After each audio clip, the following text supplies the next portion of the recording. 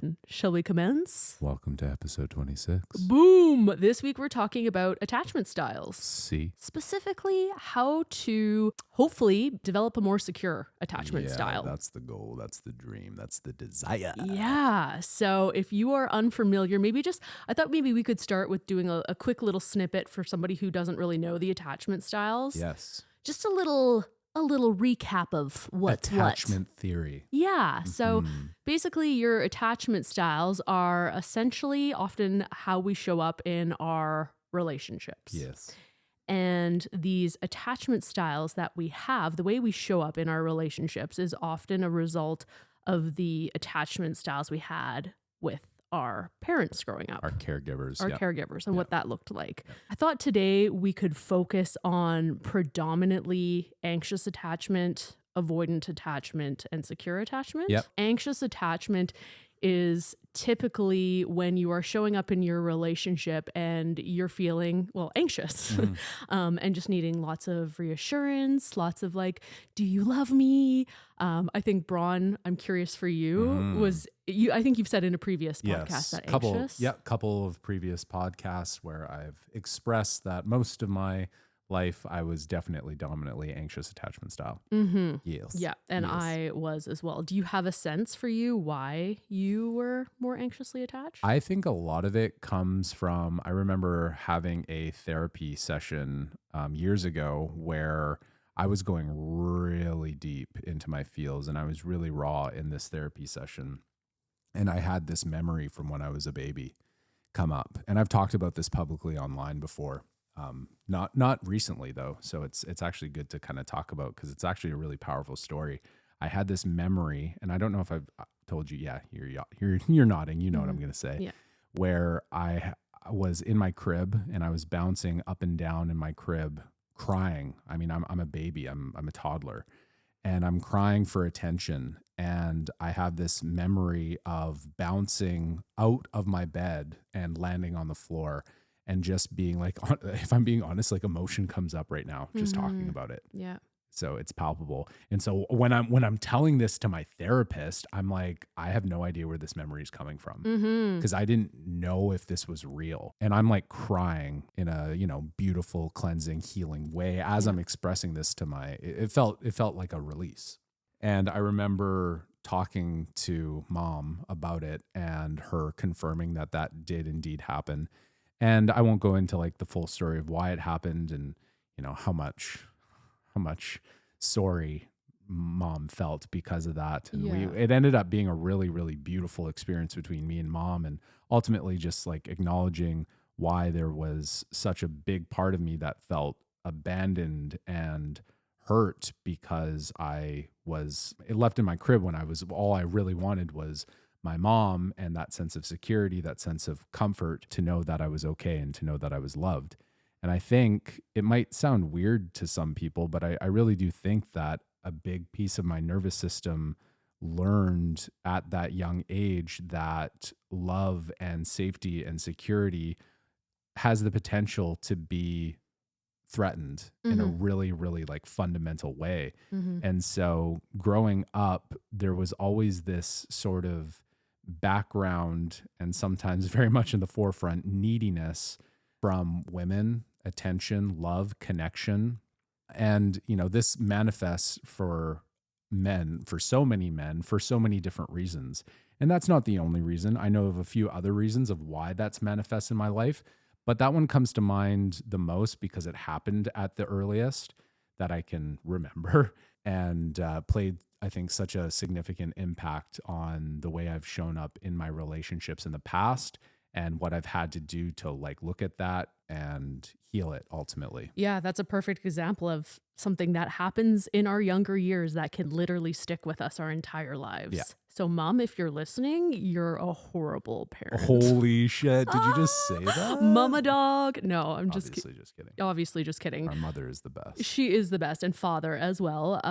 But it was like back in the day, it was all about sleep training. Yeah. Like when we were kids, that was what the doctor suggested, was like Yeah. leaving your kids Yes. to self-soothe on their own. Then the Yes. thought was that they would be able to build their own resilience to be Yes. able to self-soothe on their own. Yeah. But like the thought in the theory now is that like children don't have the ability. They haven't learned how to self-soothe their own emotions. Correct. So by doing that, well, then you get Braun Johnson in a Yeah, nutshell. exactly. Yeah. And mom even expressed how upset she was too, because she listened to the doctor, Yeah. but she felt intuitively and all of her instincts were to go to me, but she listened to the doctor instead. Yeah. And that's how it resulted. Me bouncing out of my crib and landing on the floor. Yeah, no, exactly. And that's Yeah. the hard thing about being a parent is like, yeah, you're just doing the best that you can. You're trusting your doctor, and like studies and science are always changing. Evolving. And Yeah, it's like, for sure. yeah, okay. So yeah, that's anxious. And so do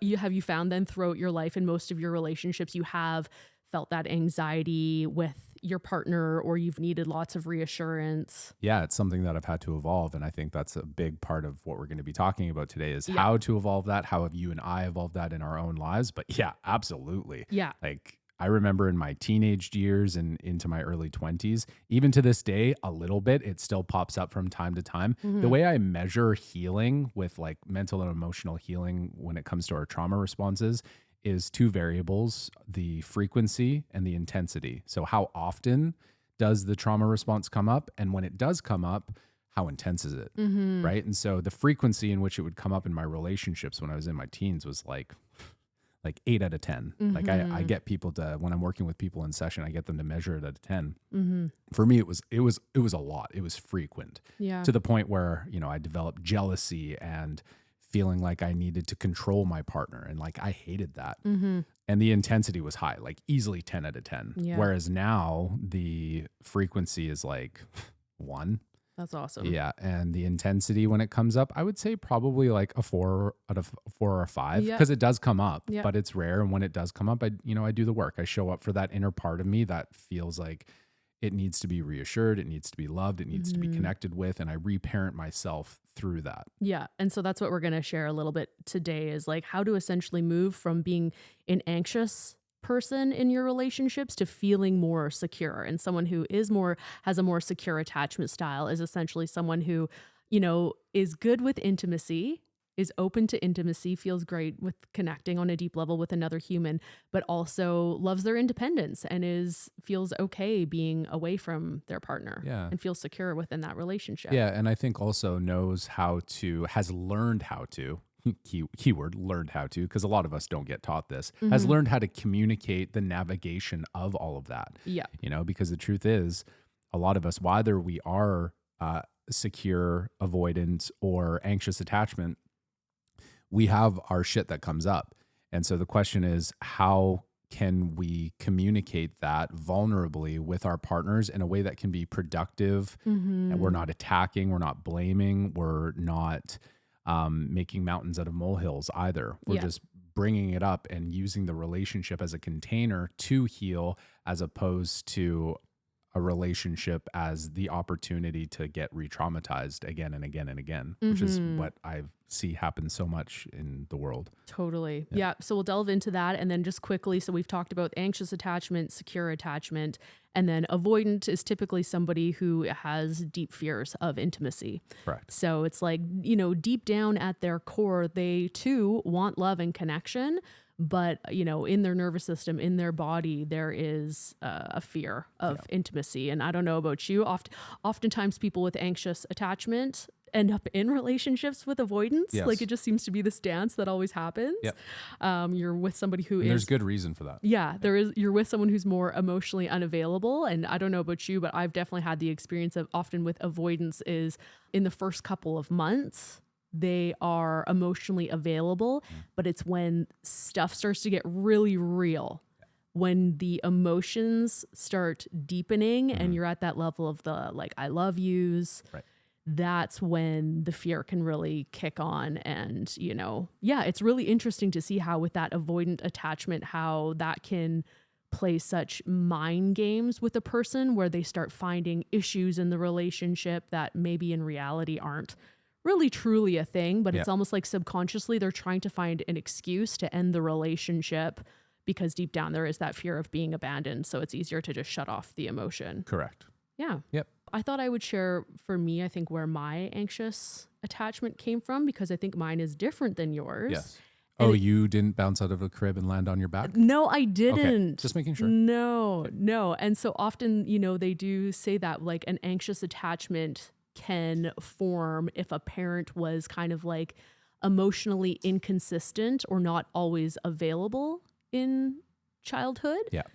And so for me, and I don't know if anybody else has had this experience, I was like, well, I really felt like our parents were really available growing up. Yeah. So like, why do I have this anxious attachment? Right. But then I looked at my childhood and how enmeshed mom and I were. Mm-hmm. Like my mother and I had such a close relationship. I remember being a child and having this like fear and anxiety around leaving her side. Like she was my safe place. Right. I got, really scared and anxious going for sleepovers at people's houses. Yeah. And I just remember like I have visual memories of like going to school for the first time and like running across the field crying back to her. Like she just felt like my safe. Wow. Yeah, like that makes me emotional even to think about that. Yeah. It's like, yeah, she was just like my like safe place. Yeah. And so I think, growing up with that kind of enmeshment, it just goes to show that anxious attachment can form from a parent who is maybe unavailable, but it's like it can also show up from this type of relationship as well, where you're used to that enmeshment, that codependence. And so then when you get older and you're in a romantic relationship, when you're not enmeshed like that, your nervous system feels dysregulated because you're used to that with your person. Yeah. There's a direct feeling of there's a threat that my source of love is leaving me. Yeah. And that I'm not okay. Correct. If it's not with me. Yes. Yeah.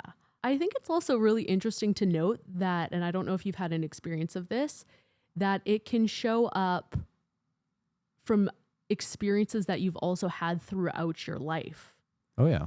Like with friends or in other romantic relationships, aside from just your caregivers growing up. Absolutely. I think any learned behavior where you're when you were vulnerable to love or like open to wanting to receive love and connection from others, and while you were in that place of openness and vulnerability to receive that, and it wasn't reciprocated, it wasn't received, and you felt like you needed it, that can absolutely have some damaging effects. It can feel like pain. It can feel like trauma too. Well, I think of like our school experiences growing up where we want like connection with our peers and our friends. Right. Yes. And if you felt like you were bullied and you didn't have that acceptance from those around you, then, you could potentially develop an avoidant attachment style with people moving forward, where like people don't feel safe. You don't feel accepted and loved from people anymore. Yeah.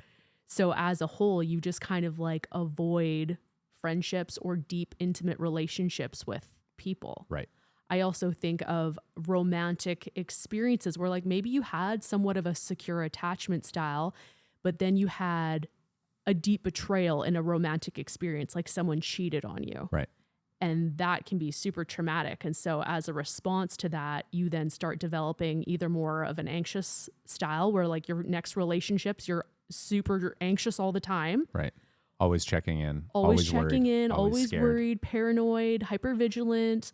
Or you could also go more avoidant where like just after that, you're like, I don't want to experience that pain again. So you just avoid getting into a relationship. Numb yourself from ever having to open up to something like that ever again. Mm-hmm. Yeah. So what about for you, Bron Johnson? What has helped you have more of a secure attachment style? I think ultimately acknowledging, like any healing journey, it's about acknowledging when the trauma response comes up and allowing yourself to feel it without judgment. So being with it, ideally with someone who is trained to help lead you through that. So a presence that is going to be non-judgmental, unconditionally loving, safe, so that that part of you can be witnessed in an experience where it is being, opened again. The wound is being opened again. It's raw. It's being seen. And instead of it being left and abandoned, it's being given love and connection. Because that's ultimately what we all really need and want fundamentally is love and connection and safety. And so anytime I have felt that anxious attachment style flare up inside my nervous system, I stop and I breathe and I feel deeply into it. And I close my eyes and I give that part of me, and it's in the stomach for me, you know, the anxiety manifests in my stomach, and I give that anxiety a voice. I say, what is going on here? What is the narrative that this anxiety in my stomach is expressing right now? If this anxiety could talk, and if you're listening to this, do this the next time you have a trauma response. If this feeling inside me could talk, what would it say? What is it needing right now? Why is it there? Sometimes, not all the time, but sometimes understanding why it's there to begin with can help you navigate the need of what it's going to take in order for it to heal.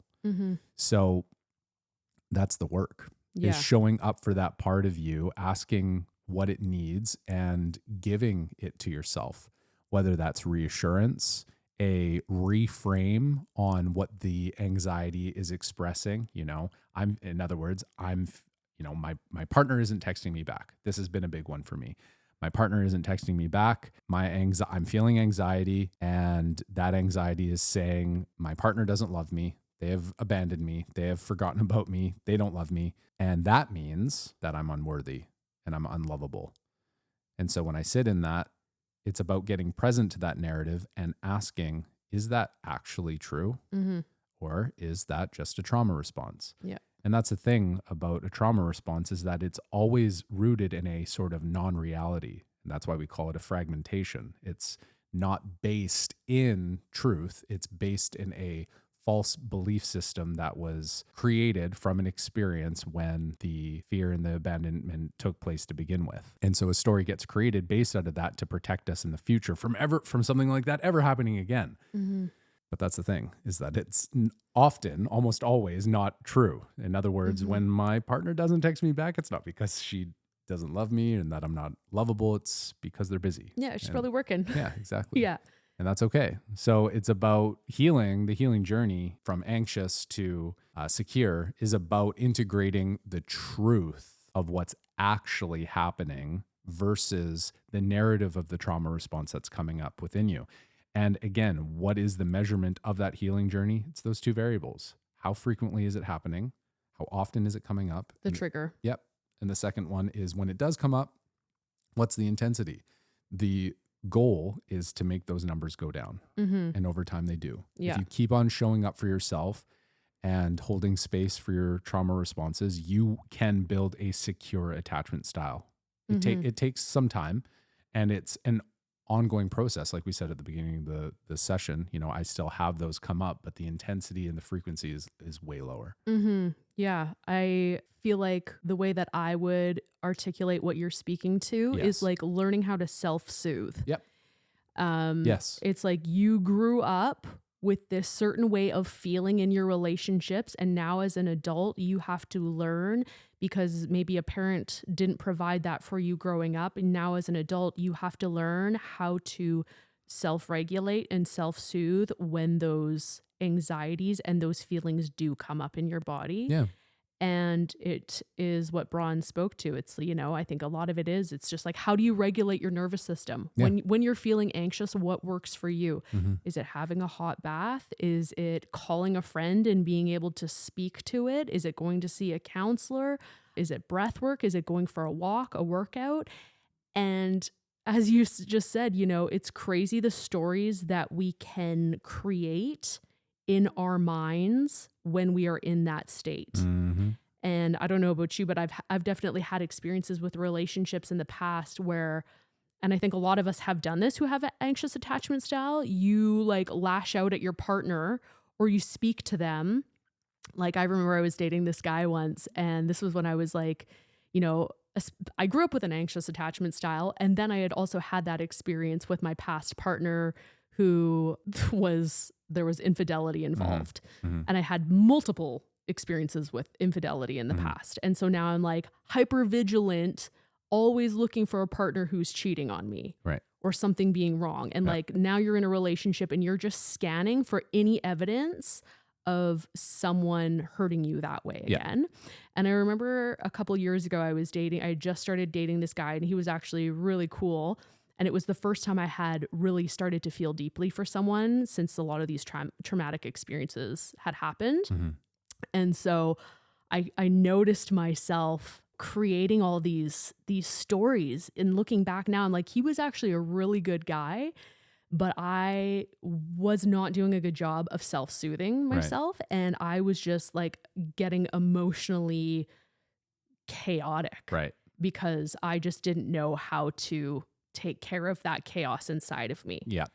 And so like looking back now, I'm like, okay, girlfriend needed a little bit more therapy. Yeah.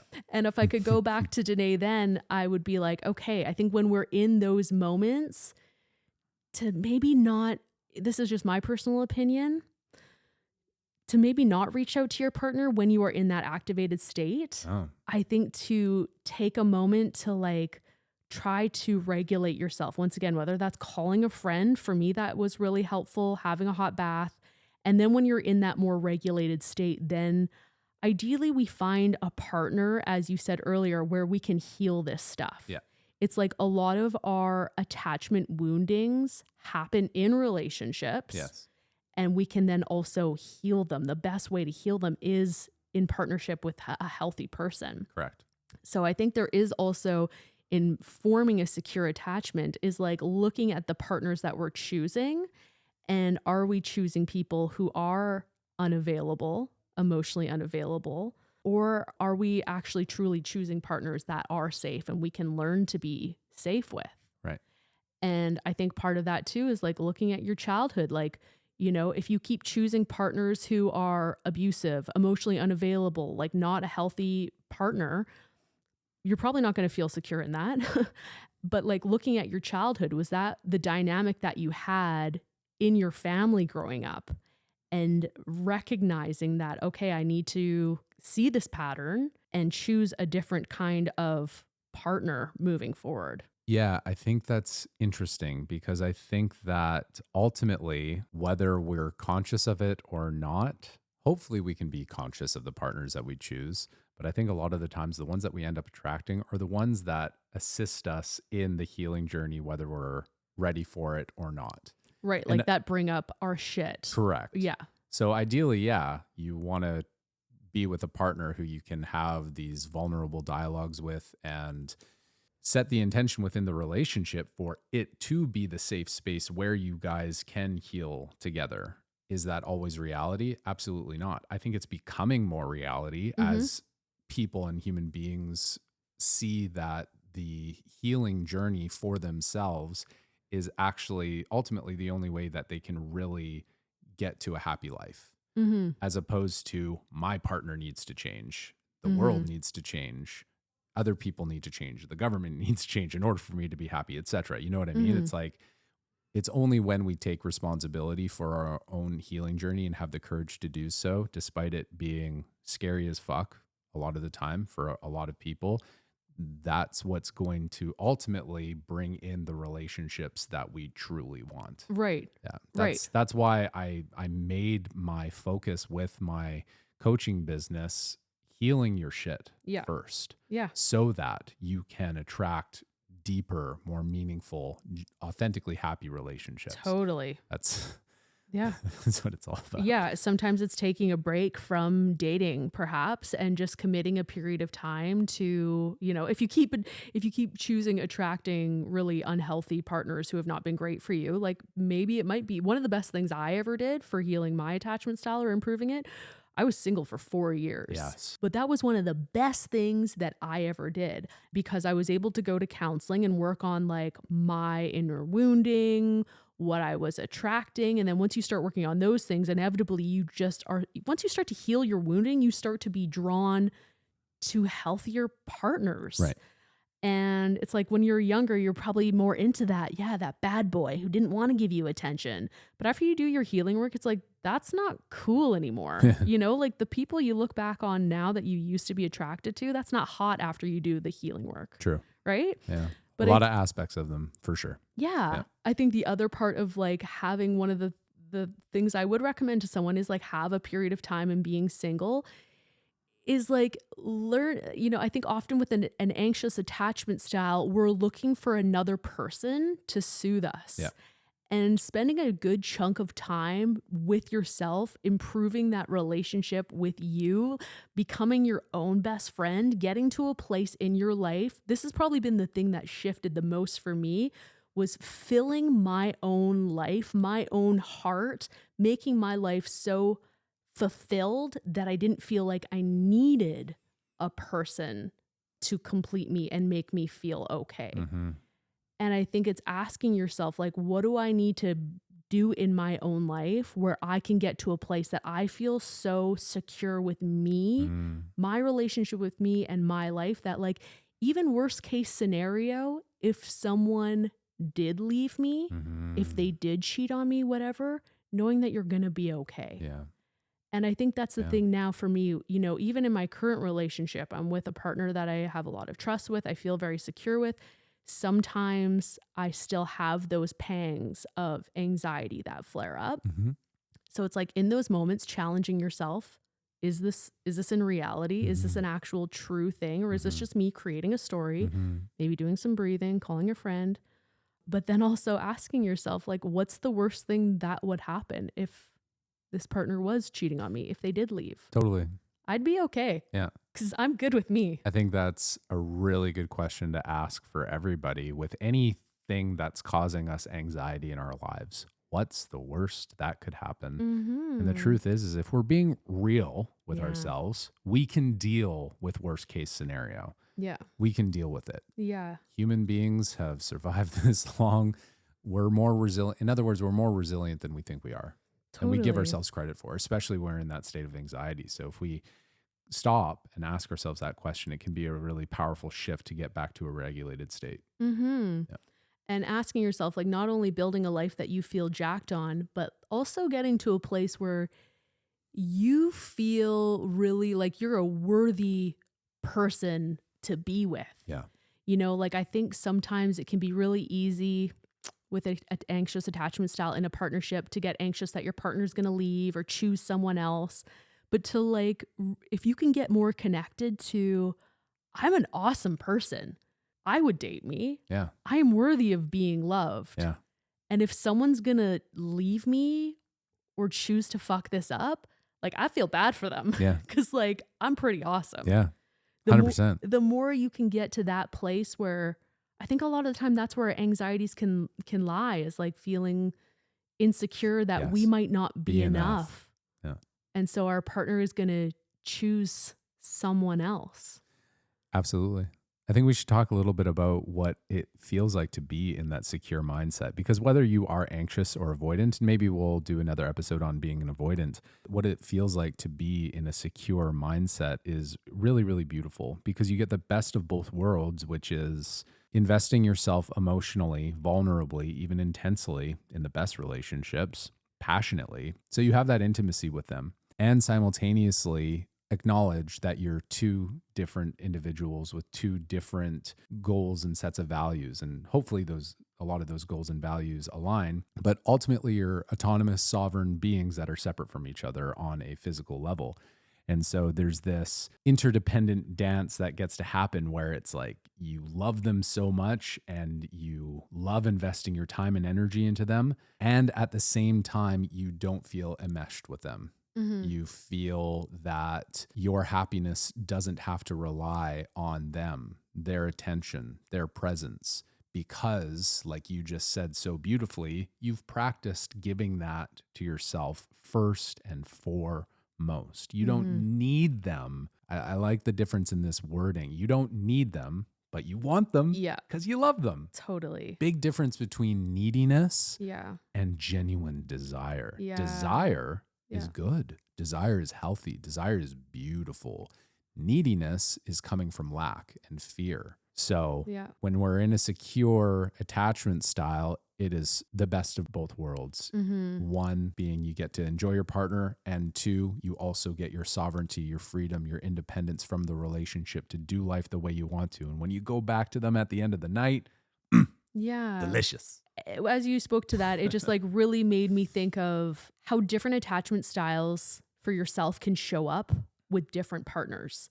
So with one person, you may feel more avoidant. With one person, you might feel more anxious. With another person, you might feel more secure. Oh, yeah. And I think just once again, reiterating the importance of there's a lot of self-work that we can do, but also choosing the right partner that our nervous system feels safe with. I think there's a real component of like intuition, our body picking up on things potentially from partners. Like I look at some of the relationships I had in the past where my body, in hindsight, as I look back, it's like, was I having an anxious attachment style, or was my body picking up on like cues that this person wasn't safe? Such a powerful thing to bring up. I'm happy you're bringing this up right now. I've only ever had 2 partners in my life that I felt secure with. Right. And a big part of that is because of the values and the character and the men that they are and were. Right. And so I think once again, just really hitting on like to, listen to your body, listen to your gut. And, when you start dating someone new, this is just my personal advice, take it slow. Take it really slow with someone. Yeah. People reveal themselves over time. It's like, are their actions aligning with their words? Yeah. How is your body feeling when you are with them? Do you feel like we've now declared that butterflies aren't like a good thing? That's your nervous system kind of being like heightened and can potentially be your body's warning signs going off. Right. Right. And so I think people tell us who they are. Sometimes we're just not looking or listening because we want love. So taking your time, really getting to know this human before you allow them into your heart and to get that vulnerable with. And once again, my personal opinion, your body, your choice. But I think especially for us ladies, I personally like to hold off on the physical intimacy until I feel like I have that safety checked off in my mind, body, and soul. For women, it's like men and women, but especially women, when we have sex, we release oxytocin, which is the same hormone that is released when you have a baby that bonds you to that baby. And so it can be such a game changer if you have sex with someone before you know that they are a safe person, that your ability to like really be just aware, I think, of the realities of the situation can be altered sometimes. Absolutely. And to what you're saying with that, as well as the difference between, is my body giving me an anxious attachment style, or am I actually picking up intuitively something that I should legitimately be aware of? And I think that ultimately comes down to self-awareness. But yeah, that's why talking to someone who can help lead you through that, a therapist, counselor, or a qualified coach, to help you navigate those sometimes very challenging emotions. Yeah, it's like, how do you know the difference between a trauma response versus your body's accurate intuition? Correct. I've definitely had that. Mm-hmm. Mm-hmm. Yeah. And I think it ultimately comes down to resonance, like listening to the truth and digging into the narrative of what's coming up and exploring that, whether through journaling or with a professional. Mm-hmm. Yeah. Yeah. And I think once again, it's why it's wise to just take time, because yes, over a bit of time, that might start to reveal itself. Well said. Right? Yes. Right. So I think in closing for this episode, I think one of the biggest things that I want to say is that whether you're avoidant, well, if you're an avoidant, you're probably not listening to this podcast. Yeah, probably not. They're not looking for love. Yeah. Well, they are. They're in denial. They're avoiding it. Yeah. That's not funny to laugh about. Well, we poke fun and joke at all ourselves. I mean, you gotta be light with shit. For sure. Much love to all. Yes, I think one of the biggest things I want to say is just the acknowledgement that wherever you are on the spectrum between the different attachment styles, you can build a more secure nervous system. You can absolutely build a secure attachment style. I've done it. Mm-hmm. You've done it. You're doing it. We are doing it. We're forever in the process of becoming more integrated, more centered, more secure. I think my closing thought with this would be, I wanted to mention the book Why Men Love Bitches. Mm-hmm. I read that book a couple of years ago. I've never heard of this book. Okay. So this book, Why Men Love Bitches, it essentially teaches women how to come across as being secure. To come across as being secure. It doesn't actually teach you how to truly feel secure. It teaches women to act like they don't give a shit. Okay. And I remember after reading that book, I was like, "Oh, I'm gonna try this out. I'm gonna, apply all these strategies." And like it worked. There was, this guy that I was interested in, and I, pretended like I didn't really care. Essentially, you kind of show up a little bit avoidant yourself. We ended up dating and so on and so forth. But I wouldn't recommend doing that because it's like you're still dealing with an avoidant person and they're also not truly getting to know the real you. Of course. So what I took away from that book was realizing that it's a Band-Aid solution. It's a Band-Aid solution, but ultimately what it's teaching is it's teaching you how to fake a secure attachment. Correct. Versus it would be great to just teach someone, I think, how to show up in a healthy dating dynamic. Yes. When we're anxious, sometimes we can be a little bit like stage 5 clinger. We can be a little bit needy. And ultimately, can we get to a place where we fill our lives up with things that feel so, once again, fulfilling, epic for us, that we are genuinely kind of busy. It's like he reaches out to you last minute and he's like, "Hey, you want to, come over tonight?" It's like, "No, sorry, I've got a dance class."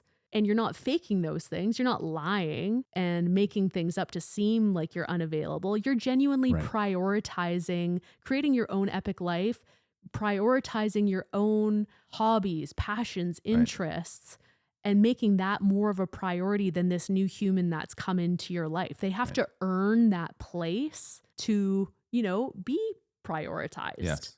And even then, once we get into a relationship, can we continue to prioritize our hobbies, our passions, and our well-being and not become totally codependent and get sucked up and lose ourselves? Yes. Right? Yeah, that's cool that you read that book and realized the advice that it was giving you, which so much of the dating advice is the same caliber of basically pretending and performing in order to spark attraction with another person, as opposed to actually doing the work and becoming an authentic, attractive human being fundamentally. Yeah. And so you read the book and you realized that it was the opposite advice that you really needed and learned the lessons yourself. That's really cool. Yeah. Yeah. I read that book before I started dating. And our whole relationship was like a game. Yeah. It really was. Like the whole thing was like a game. Yeah. Yeah, not fun. It felt like a high, like, and oftentimes those toxic relationships do feel, it's like the highs are highs, but then the lows are lows and you're always feeling anxiety in your body and totally don't want that. No, not a good time. Not healthy. Not a good time. Well, I hope this was valuable for everybody. Yeah, I hope so too. And if you have any questions, why don't you guys reach out to us, drop a comment in the comments. Would love to hear where you're at with this, what you're still dealing with in terms of your attachment style, how you're evolving it, and ultimately, if you have any other questions about this topic, would love to hear from you. Bye, guys. Appreciate you. Bye. Have a great week.